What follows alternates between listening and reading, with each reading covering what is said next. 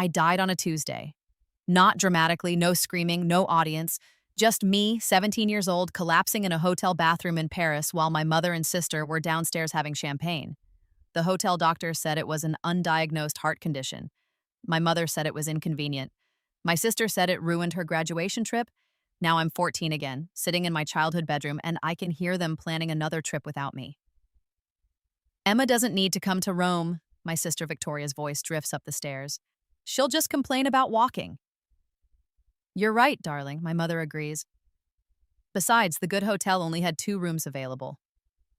It's a mother-daughter trip anyway. I smile at my reflection in the mirror. In my first life, I cried when they left me behind.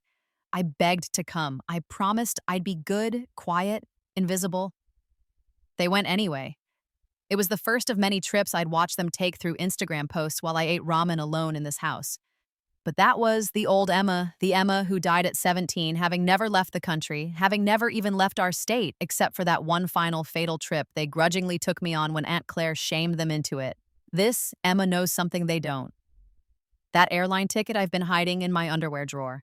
That passport I applied for in secret. That bank account I opened with the money I found under my dead grandmother's mattress. Money I remembered from my first life. Money that would have gone to estate lawyers if I hadn't gotten there first. $3,000, enough for a 17-year-old who died having seen nothing to come back and see everything. Emma, my mother's voice sharpens, and come down here. I take my time.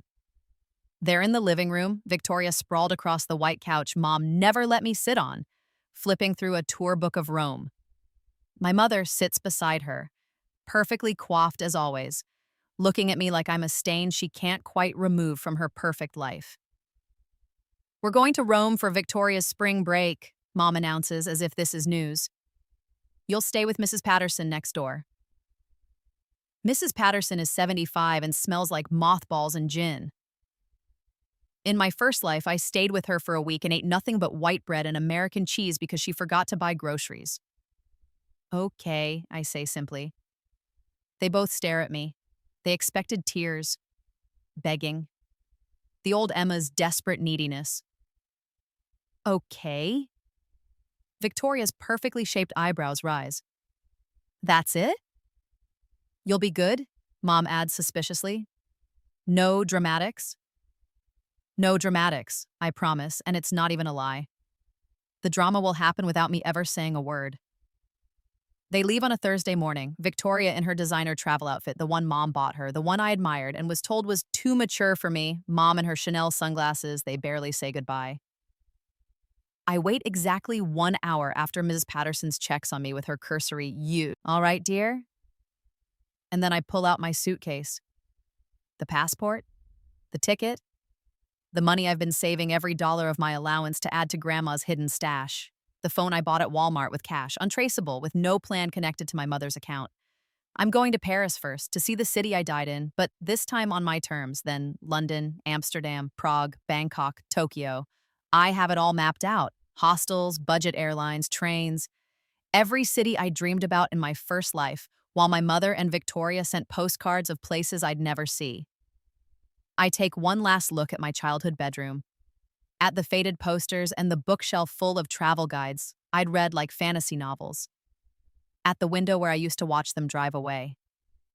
Then I lock the door behind me and head to the airport. By the time they land in Rome, I'm already in Paris. The thing about dying and coming back is that you remember things differently. Not just the big things, like how to avoid the heart condition that killed me. Turns out there was a recall on one of my medications. Switching was easy. But the small things. The important things, like how to be invisible. In my first life, I was invisible by force. Overlooked, forgotten. The daughter my mother had when she was too young, before she met my stepfather and had Victoria, the daughter she actually wanted. I learned to take up no space, ask for nothing, expect nothing. Now I weaponize it. I'm small for 14, look younger even, and I blend into crowds. No one questions a quiet teenager traveling alone. They assume I'm with someone, just out of sight. I wear headphones even when there's no music playing. I keep my head down and my backpack close. Paris is everything and nothing like I remember. I didn't see much of it in my first life, just the hotel, the hospital, the airport. Mom and Victoria had been planning to let me come on some of their excursions, the boring ones, while they did the good stuff alone. I never made it to those. Now I stand at the top of the Eiffel Tower at sunset and I cry. Not sad tears, triumphant ones. I'm here. I made it. I'm alive and I'm free. I stay in a hostel in the Marais, €8 a night, sharing a room with an Australian girl named Sophie and a pair of Norwegian twins who teach me drinking songs in a language I can't pronounce. They think I'm 17 and traveling on a gap year. I don't correct them. Sophie teaches me how to find the best cheap food. Avoid anywhere near the monuments, she says. Find where the old ladies shop. If there's a line of locals, that's where you want to be. We eat roasted chicken and bread from a market stall sitting by the Seine, and it cost me €3. It's the best meal I've ever had. I post nothing on social media. I told Mrs. Patterson I'd be mostly in my room, very quiet, and she was so relieved she hasn't checked on me even once. My phone, my real phone, the one Mom tracks,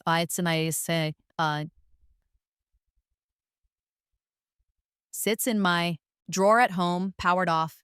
I am a ghost in the machine of my own life, and I have never felt more alive. On my third day in Paris, I get the first message on my burner phone. It's from Sarah, my only real friend from school, the only person who knows where I really am. Sarah, your mom is posting Rome pics.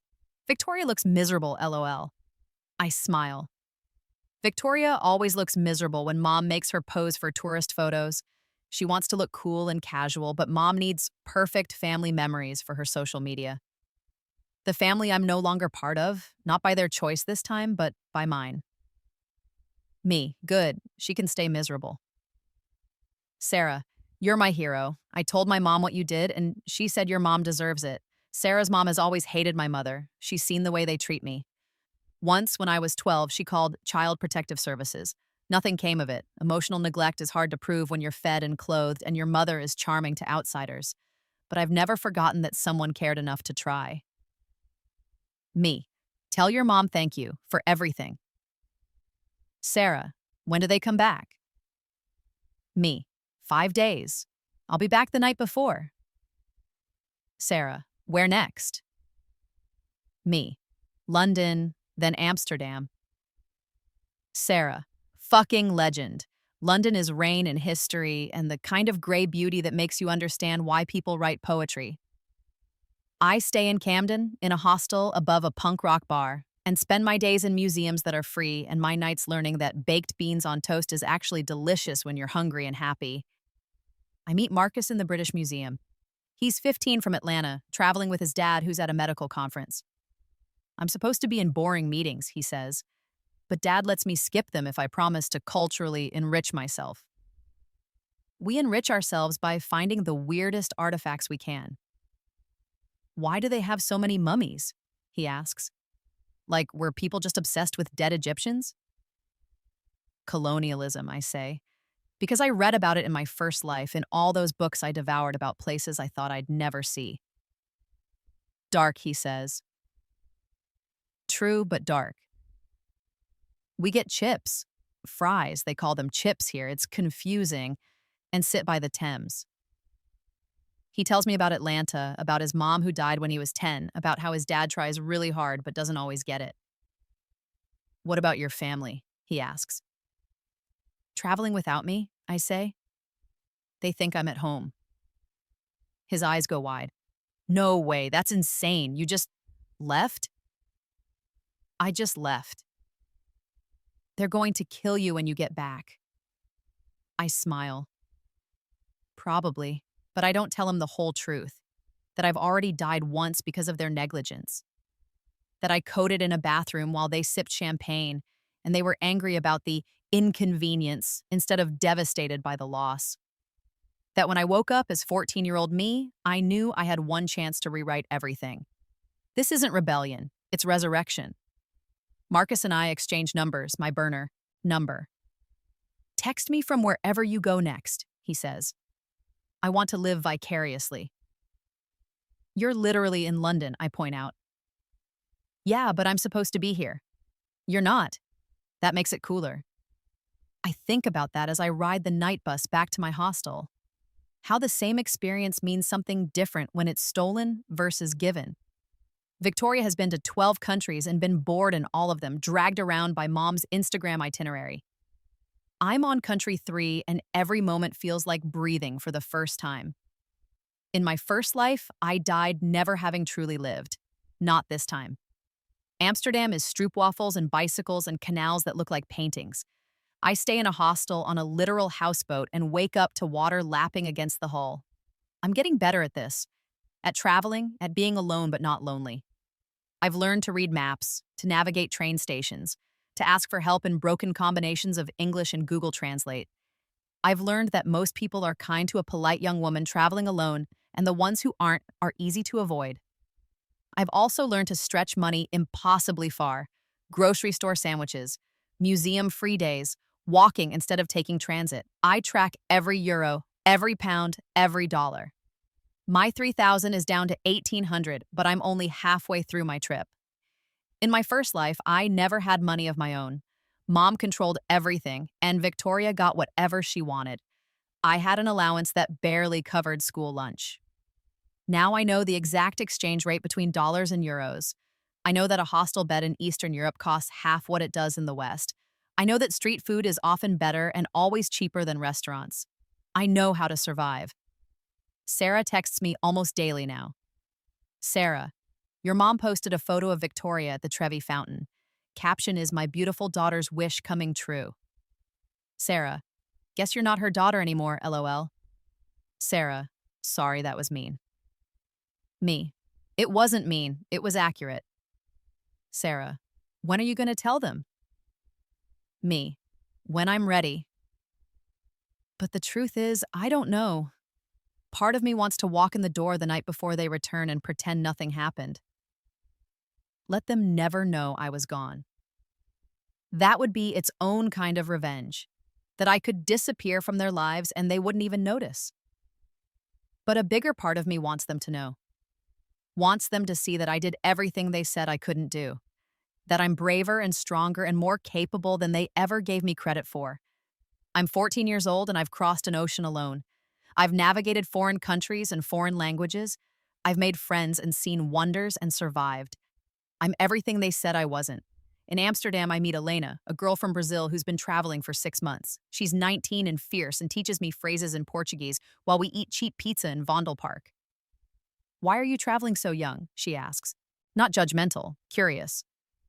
Because I died before I could, I say, and then laugh at her confused expression. Long story, bad family, I'm fixing it. She nods like this makes perfect sense. Families, she says. They can be beautiful or terrible. Sometimes both. Mine thinks I should be married by now. Instead, I'm here. Here is better, I say. Here is better, she agrees. We spend 2 days together. She shows me the secret spots. The tiny bookshop cafe, the market where locals shop, the park where you can hear concerts for free. On my last night, we get fries with mayo, a revelation, and sit by a canal. Where next? Elena asks. Prague, then Budapest, then Asia. You have enough money? Barely, but I'll make it work. She studies me. You're young, but you're not stupid. You'll be okay. It's the nicest thing anyone said to me in either of my lives. Prague is a fairy tale city, all spires and bridges and buildings that look like they're made of gingerbread. I stay in a hostel in the old town and spend my days wandering, getting deliberately lost in streets too narrow for cars. I'm in a cafe, eating the cheapest thing on the menu and making it last as long as possible when I see the first photo. Not from my mom's Instagram. I don't follow her anymore, haven't since I left, but Sarah sends it to me. You need to see this. It's Victoria crying at a restaurant. The caption is about difficult teenage emotions and the challenges of raising sensitive daughters. And I want to throw my phone into the Vltava River. Sensitive. Victoria is about as sensitive as a brick. She's crying because she didn't get something she wanted, and mom is spinning it as depth of character. Sarah, there's more. The next post is worse. It's a photo of my bedroom door, closed from the outside, with a caption about respecting boundaries and how I'm taking time to process being left behind and how they're giving me space. They think I'm at home, sulking. They've been gone for almost 2 weeks and they haven't called once to check on me. They haven't asked Mrs. Patterson how I'm doing. They're so convinced of my patheticness that it hasn't occurred to them I might not be there. I'm so angry, I'm shaking. Then I start laughing. The German couple at the next table looks at me like I'm insane. A teenager alone, staring at her phone, laughing like a maniac. I don't care. They don't know. They have no idea. Me. Perfect. Let them think I'm hiding in my room. Sarah, you're really not going to tell them? Me. Not yet. I want to see how long it takes them to actually check. Sarah. Evil. I love it. But it's not evil, it's justice. In my first life, they left me behind over and over. Trips, events, moments. I was always the afterthought, the burden, the one who wouldn't enjoy it anyway. And when they finally took me somewhere, when Aunt Claire shamed them into taking me to Paris for my 17th birthday, they resented. Every moment. They left me alone in the hotel room every night. They complained about having to include me. And then I died and they were annoyed about the paperwork. Now I'm alive and free, and they don't even know I'm gone. The irony is so perfect it hurts. I stay in Prague for 4 days. I climb to the castle and watch the sunset over the city. I eat Trdelník and drink cheap beer and talk to travelers from everywhere. South Africa, Japan, Argentina, Canada. I learn that the world is bigger and smaller than I thought. That loneliness exists everywhere, but so does kindness. On my last night, I meet a woman named Patricia in the hostel common room. She's 65, from New Zealand, traveling alone. Isn't it scary, Sendas? I ask. Being alone? She laughs. Scarier to be stuck in a life that doesn't fit. I spent 40 years married to a man who thought I should be satisfied with our backyard. When he died, I sold the house and left. Been traveling for 3 years. Do you regret it? Only that I didn't do it sooner. She looks at me closely. You're young to be alone. I'm old enough, I say. Clearly. She pauses. Does your family know where you are? They think I'm at home. They left me there while they went on vacation. Her face hardens. Then they're fools. You're braver at 14 than most people are at 40. I think about that on the train to Budapest. About bravery. In my first life, I thought I was a coward, afraid to stand up, afraid to demand better, afraid to take space. But that wasn't cowardice. That was survival with no options. This is what courage actually looks like. A 14-year-old girl with a backpack and a dream crossing continents alone.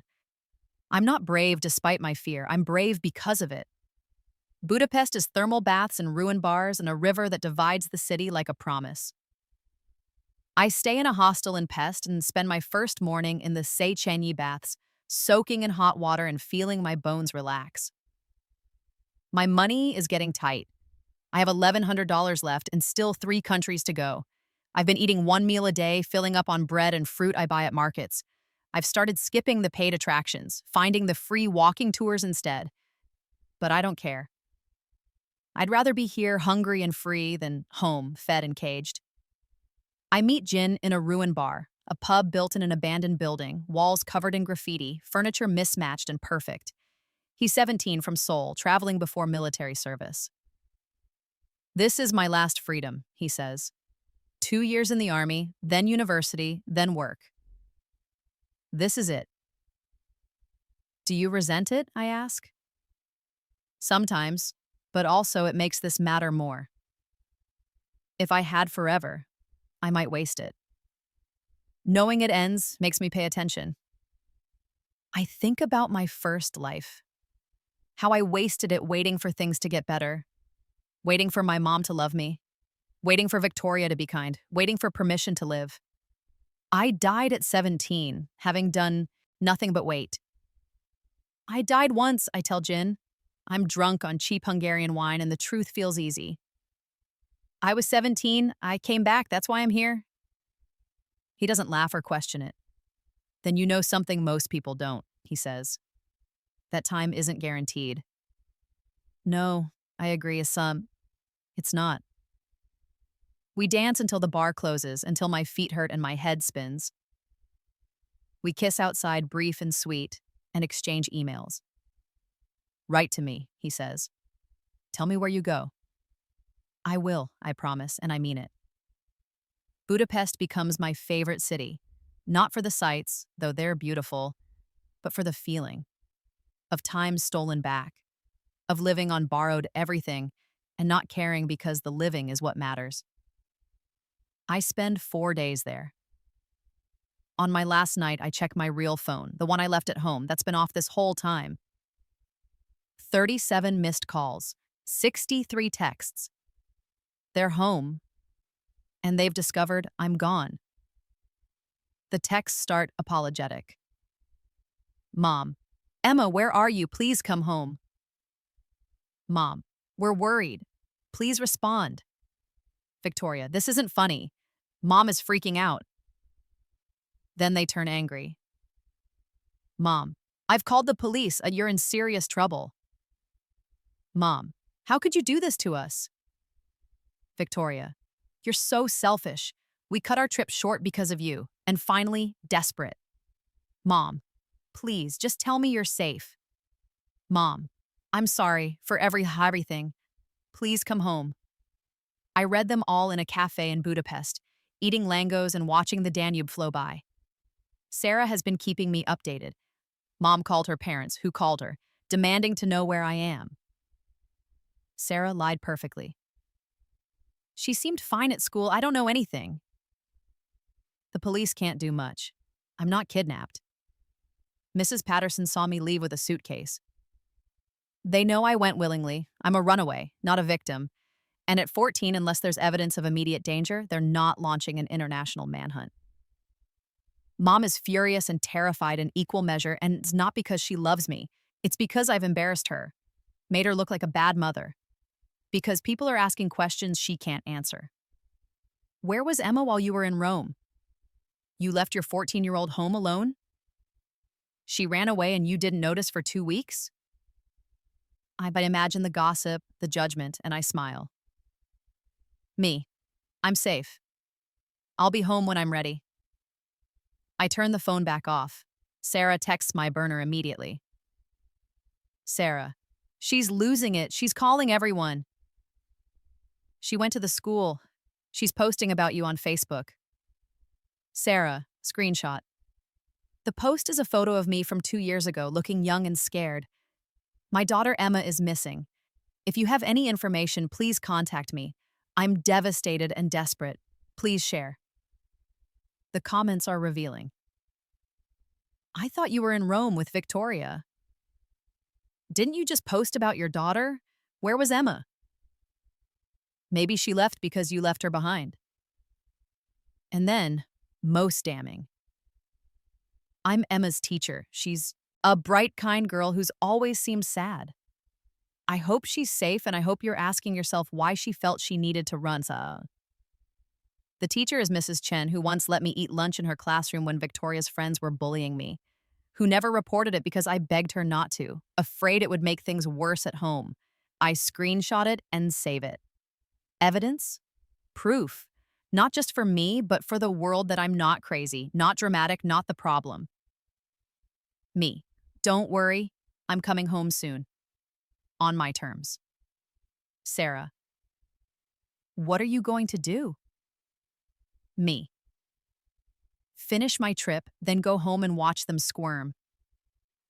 Because I've realized something. My revenge isn't the running away. That was just freedom.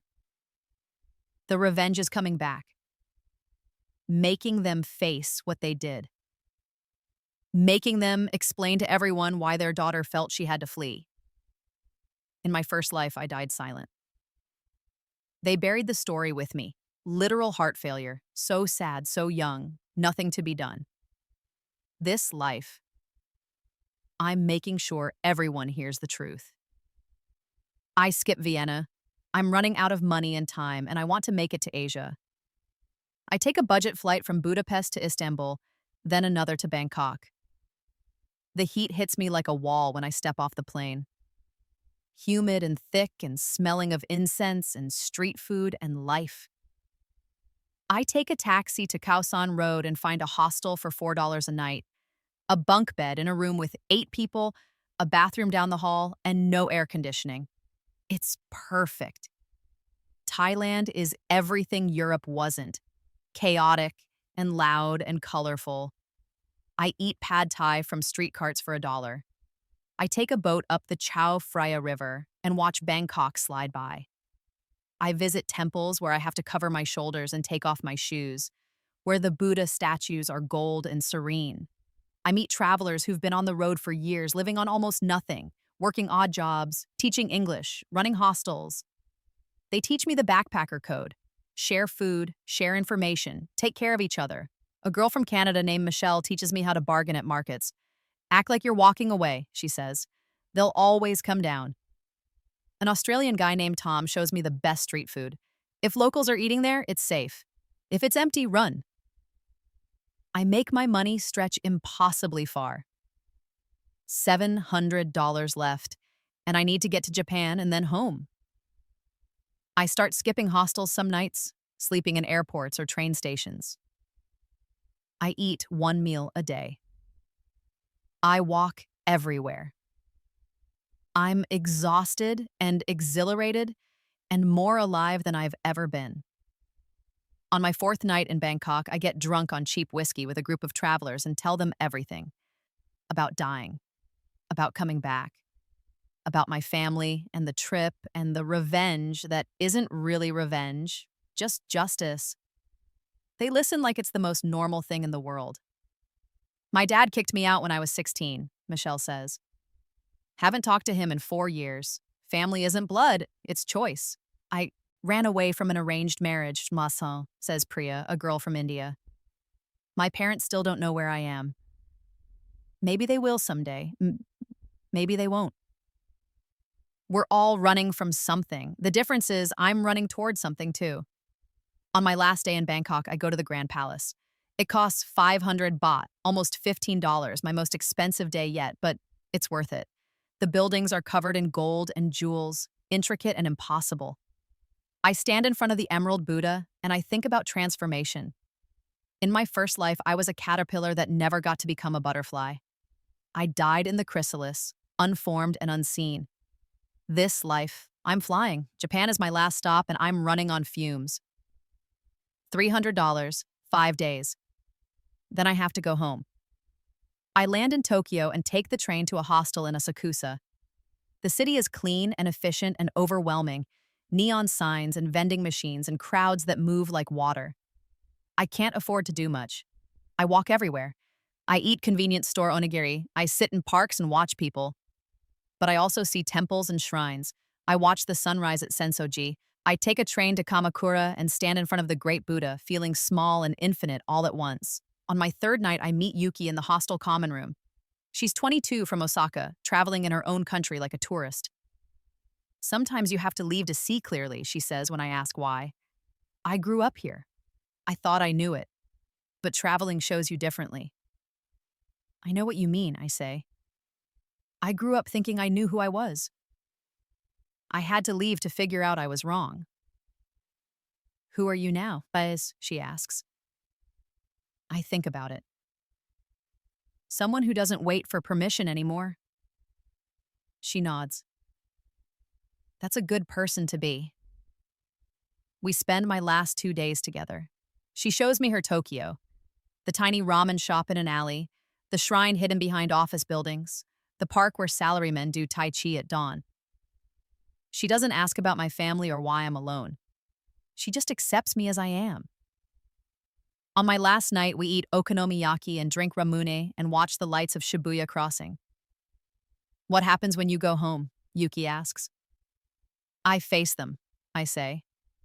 And I make them face what they did. You're brave. I'm tired, I admit. But I'm ready. She gives me her email. Write to me. Tell me how it ends. I will, I promise. I fly out the next morning, 15 hours back to reality, back to the life I left behind. I land in the evening, take a bus to my city, and then stand outside my house. It's been exactly 4 weeks since I left, the longest month of my life and the shortest. I've crossed oceans and continents. I've seen wonders. I've become someone new.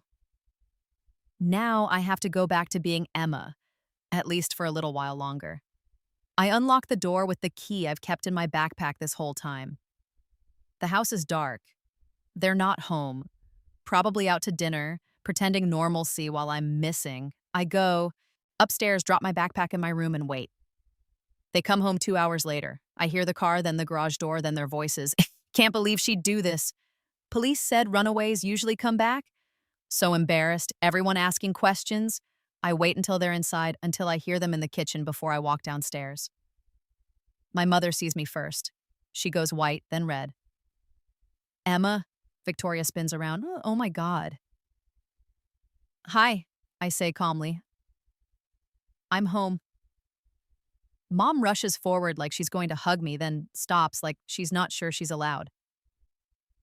Where have you been? Do you have any idea what you've put us through? Paris, I say.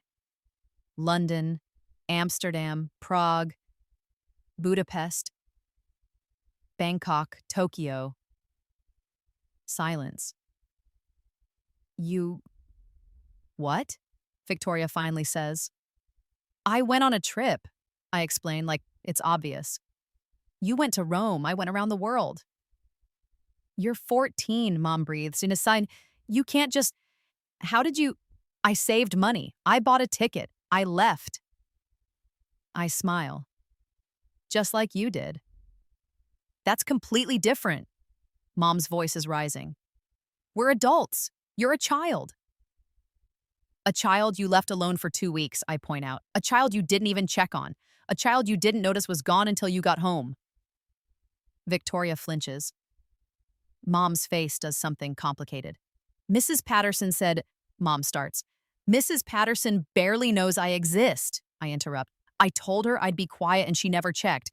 Just like you never checked, just like you never have. That's not fair, Victoria says, but her voice is weak. Isn't it? I pull out my phone, my burner phone, and start showing them pictures. Me at the Eiffel Tower, me in front of Big Ben, me at the Grand Palace, me at Sensoji. This is what I did while you were in Rome, while you were posting about your beautiful daughter and family memories and not once mentioning that you left your other daughter at home. We thought you'd be upset about coming, Mom tries. You thought it would be easier without me, I say. And you know what? You were right. It was easier for both of us. You got your perfect trip with your perfect daughter, and I got to see the world without being your burden. You're not a burden, Mom says, but it sounds automatic, rehearsed. Yes, I am. I say it simply, factually. I have been since you married David and had Victoria. I've always been the wrong daughter, the reminder of your first marriage, the one who doesn't fit the family photo. Emma, Victoria starts, but I cut her off. Do you know when I realized it? When you posted that photo of the Trevi fountain? My beautiful daughter's wish coming true. Singular. Daughter, not our daughters, because you only have one daughter who matters. The silence is deafening. I didn't mean, Mom's voice cracks. I just meant, I know what you meant, I say. You meant Victoria. You always mean Victoria, and that's fine. But I'm done pretending it doesn't hurt. I'm done waiting for you to love me the way you love her. I'm done being invisible. You're not invisible, Victoria says quietly. I see you. I laugh, and it's not kind. You see someone to compete with, someone to be better than. But you don't see me. She looks like I've slapped her. Mom sinks into a chair. I don't know what to say. You don't have to say anything, I tell her. I just need you to hear me. Really hear me. I left because staying was killing me, slowly, quietly, but killing me all the same. I don't tell them about my first life, about actually dying. They wouldn't believe me anyway. But the metaphor is close enough. I'm sorry, Mom finally says. I didn't realize. I should have. You should have noticed I was gone, as I say. You should have checked on me. You should have cared enough to make sure I was okay. But you didn't, so I did it myself. Victoria's crying now, silently. I'm sorry, she whispers. Emma, I'm sorry. It's the first time she's ever apologized to me. I don't forgive her, not yet, maybe not ever. But I nod. What happens now? Mom asks, and she sounds lost. Now I finish high school, I say. And then I leave. For real this time. I'm going to graduate early. I looked it up, I can do it, and then I'm going to travel, for as long as I want, with or without your permission. How will you pay for it? Mom asks, and there's a challenge in her voice. A disbelief. I smile. The same way I paid for this trip. I'll figure it out. I'm good at that now. And I am.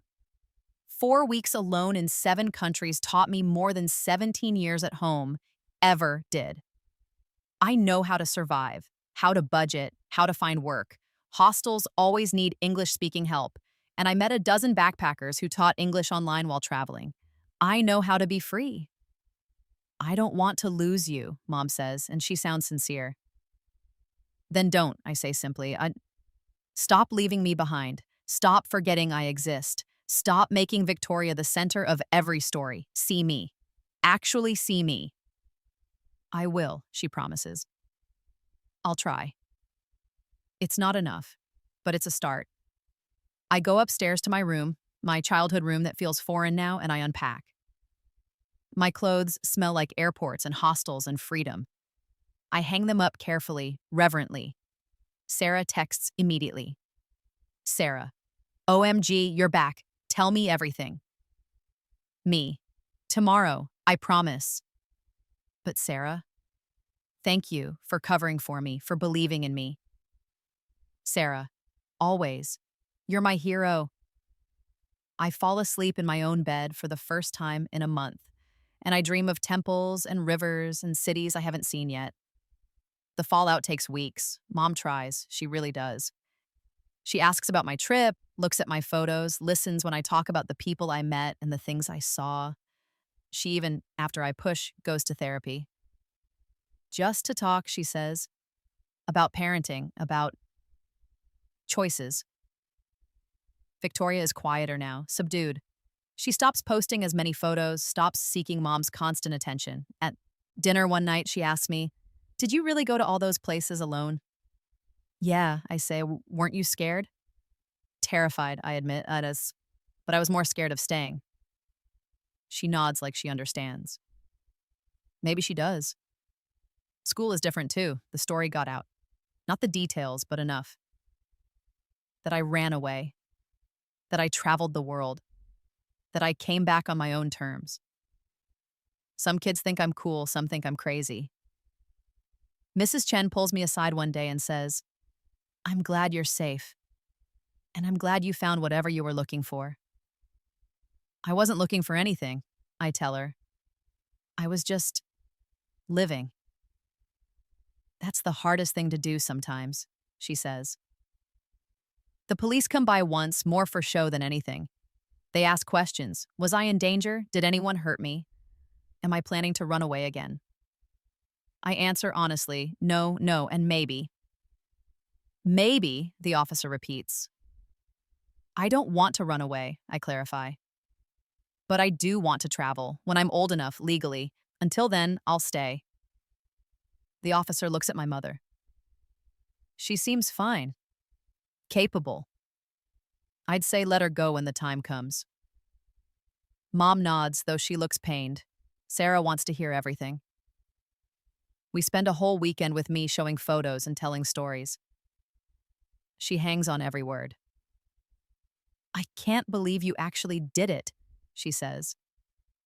Most people talk about running away. You just did. I had to, I say. I died not doing it once already. What? I shake my head on that. Nothing, just I had to see the world. I had to know I could. And now you know. Now I know. But the real revelation comes a month after I'm back. I'm in my room organizing photos when Victoria knocks on my door. Can I come in? I almost say no, but something in her face stops me. Sure. She sits on my bed looking uncomfortable. I've been thinking about what you said, about me not seeing you. Okay. You're right. She picks at my bedspread. I didn't see you. I saw competition.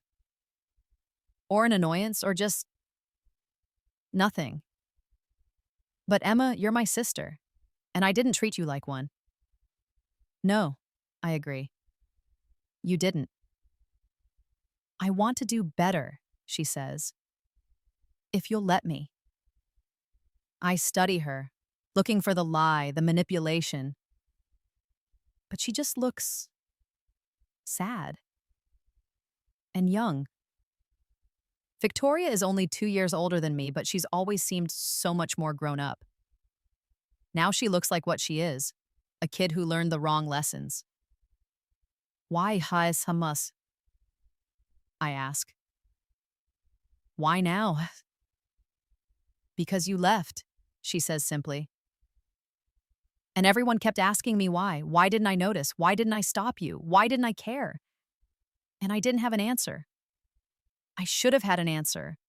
You're my sister. It's not enough. But like Mom's promise, it's a start. Okay, I say. You can try. She nods, relief flooding her face. Thank you.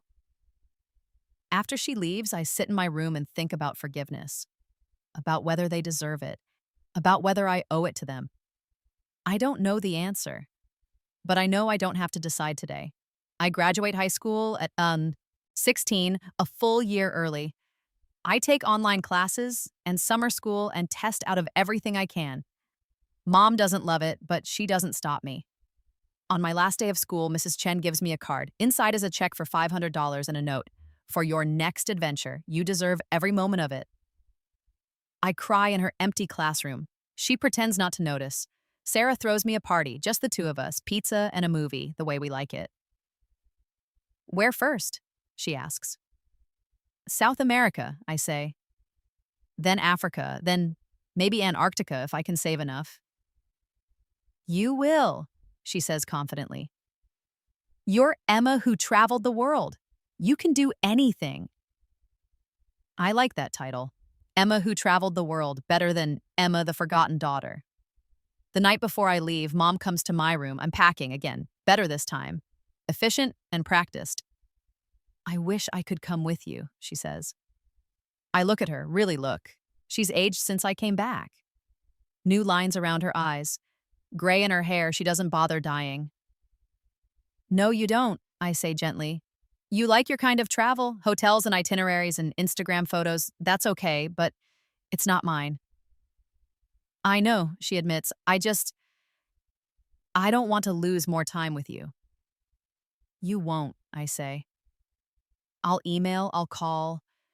But Mom, I can't stay just to make you feel better about the past. I have to live my life. I know, she says again. I just wish I'd figured that out sooner. Me too, I say honestly. She hugs me before she leaves. It's awkward and tight and sad, but it's real. Victoria drives me to the airport in the morning. We don't talk much.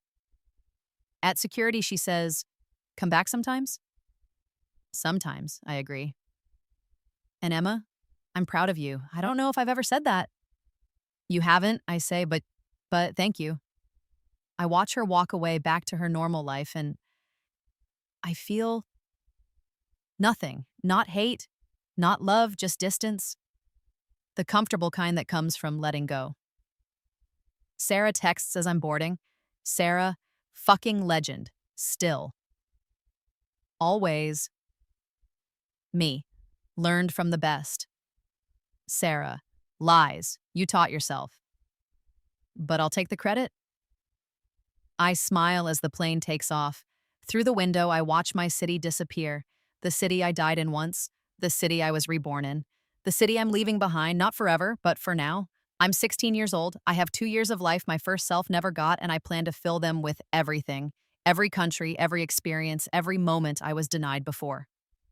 In my first life, I died at 17, having never lived. In this life, I'm going to live so much that death, when it comes again, decades from now, centuries from now, never if I'm lucky, will find me exhausted and satisfied and full.